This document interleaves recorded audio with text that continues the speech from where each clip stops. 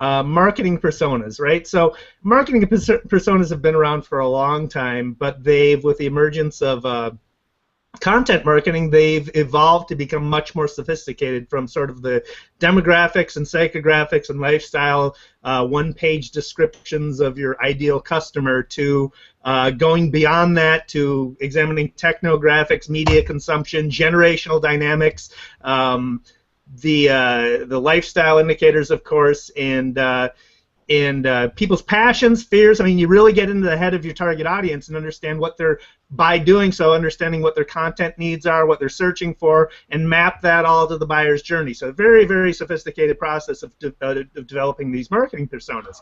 You spend countless hours developing them, right? You give them a name, you give them a photograph, you introduce them to your company, and everybody reads them once and then sort of goes back to work and forgets about them. And they get reduced to a label within a content marketing system that people sort of apply to pieces of content. So it's sort of like, you know, you're a proud parent. You've spent all this time raising your child. You send them out in the world on their first day of school, only to have a horde of zombies come out of nowhere and tear them apart, rip their guts out, eat them alive, and in turn turn them into the Walking Dead, right? Present but not alive.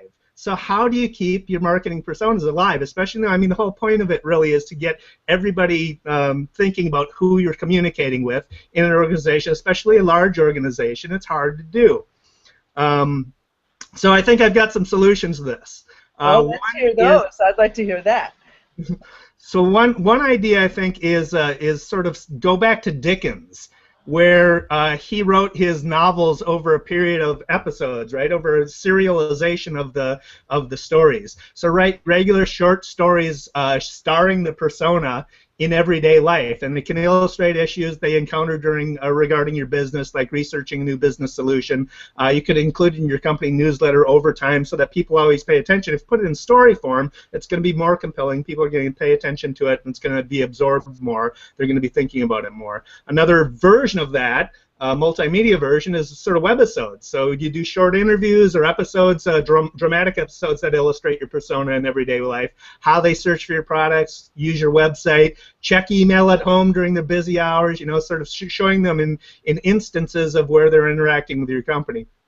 And then finally, social media presence. Create a Facebook, Twitter, Instagram, whatever makes sense for that persona, presence online. And if you think about how you use Facebook, really over time, when you follow your friends and family, over time, bit by bit, status update by status update, content update by content update, you get to know those people much more intimately than you would if you're talking to them on the phone once a week, right? So if you do that for your marketing persona and just put them in the situations that illustrate your business challenges, then I think you probably have a better chance of keeping that persona front and center, top of mind among all the people that need to be do so. There's a lot of time and investment involved in that, of course. It's labor intensive, so it's something you need to consider. But us to the end of another episode, of the 50th episode of the Beyond Social Media Show. I can't believe we've done that already.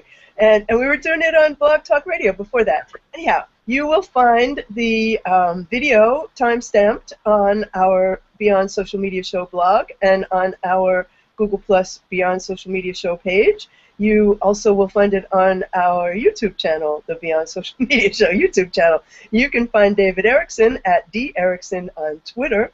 He is e-strategyblog.com, eStrategyTrends.com. Is that correct, David?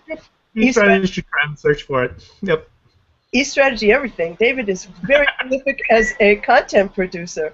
And you can find me. I'm at What's Next on Twitter.